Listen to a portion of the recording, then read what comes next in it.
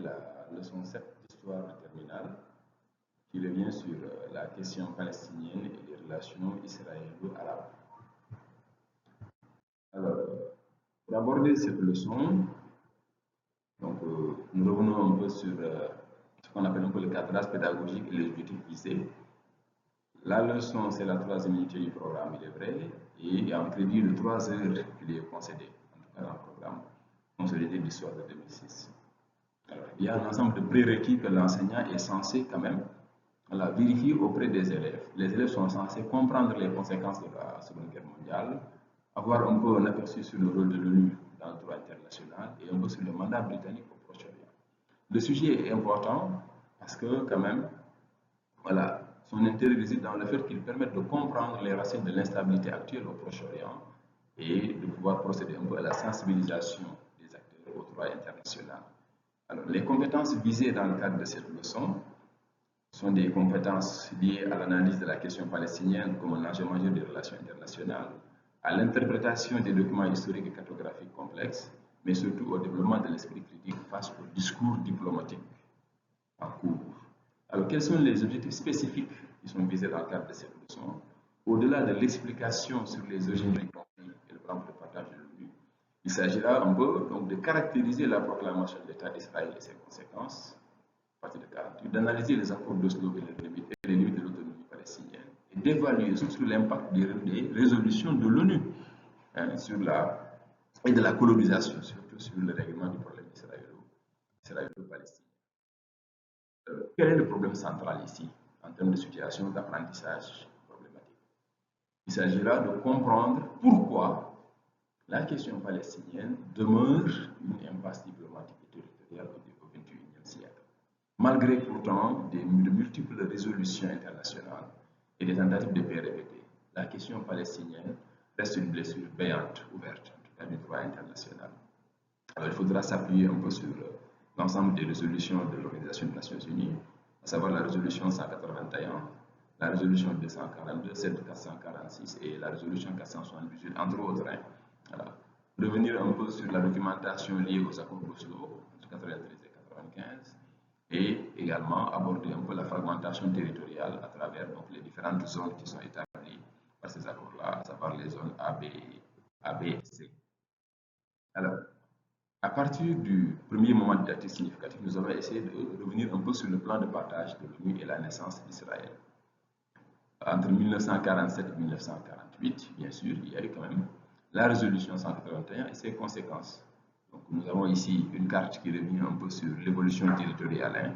En tout cas, c'est une référence visuelle. Donc, l'évolution territoriale de la Palestine entre 1948 et 2026.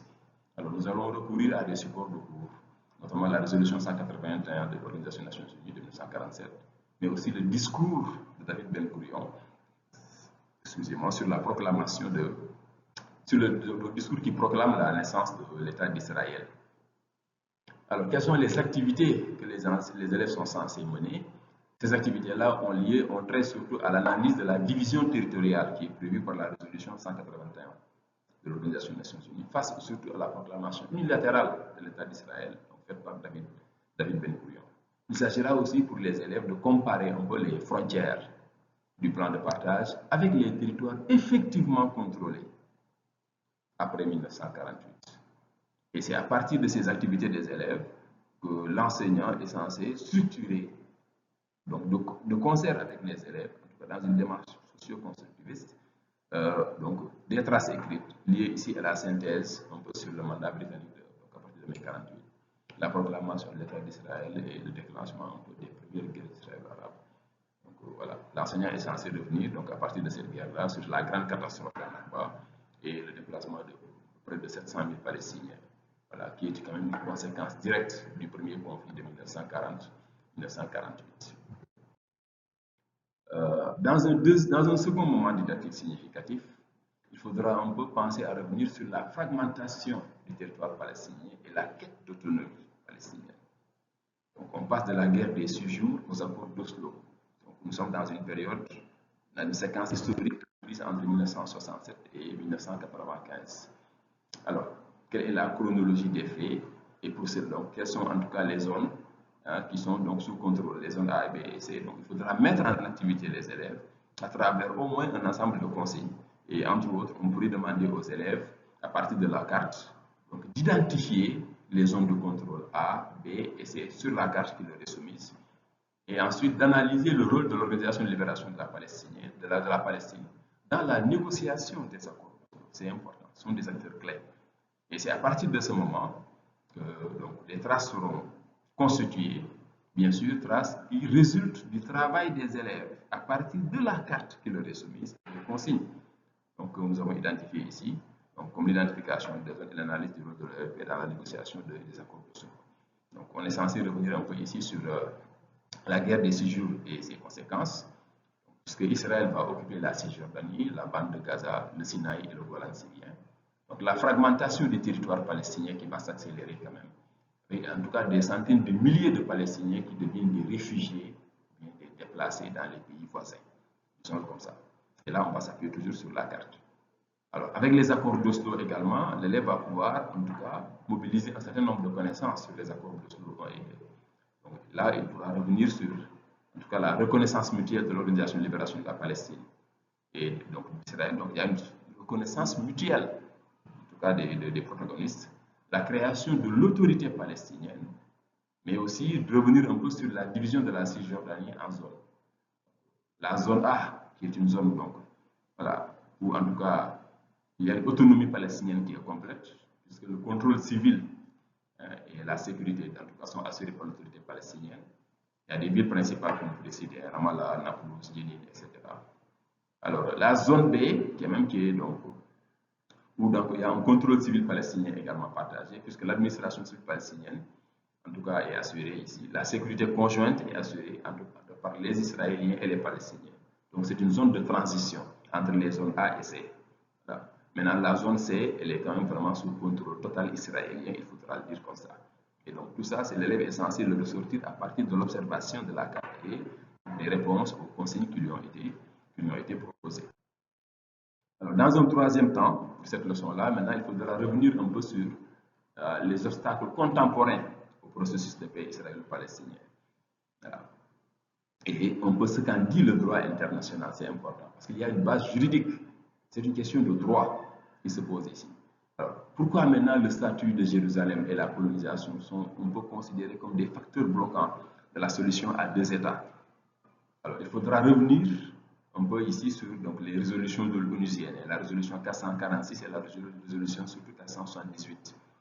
Alors, auparavant, bien sûr, revenir sur une résolution fondamentale, c'est la résolution 242 de 1967, qui enjoint un peu un retrait des territoires occupés donc, par l'armée israélienne et surtout le droit à la paix dans la région. C'est important. Voilà.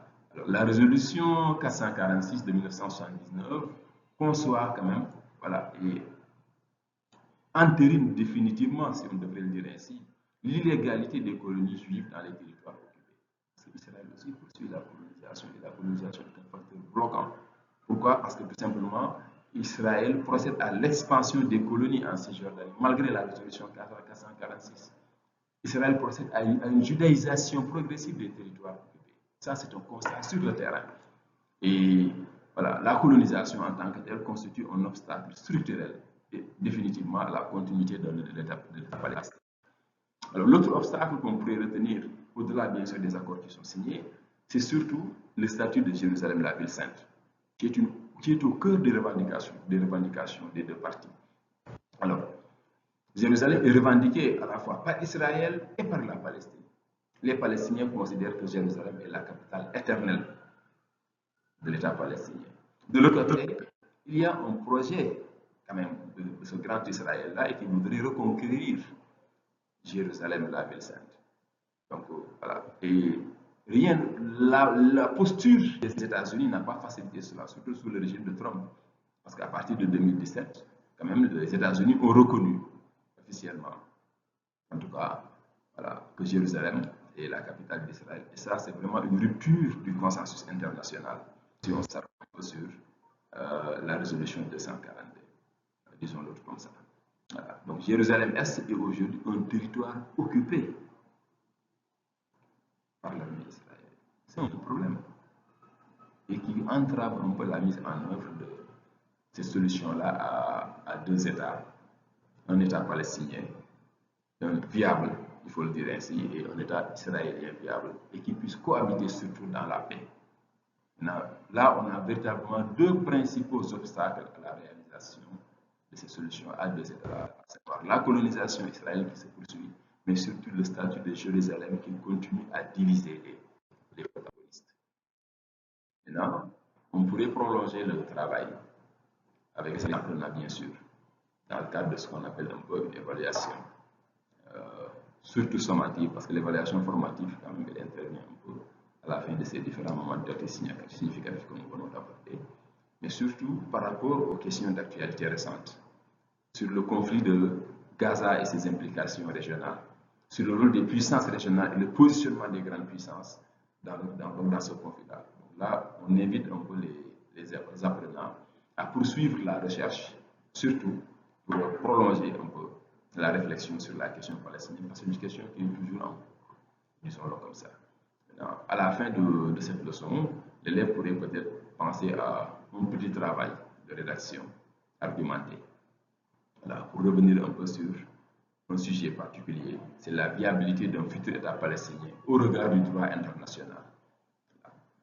Et là, on chercherait un peu à évaluer son esprit critique, sa maîtrise des concepts juridiques et historiques.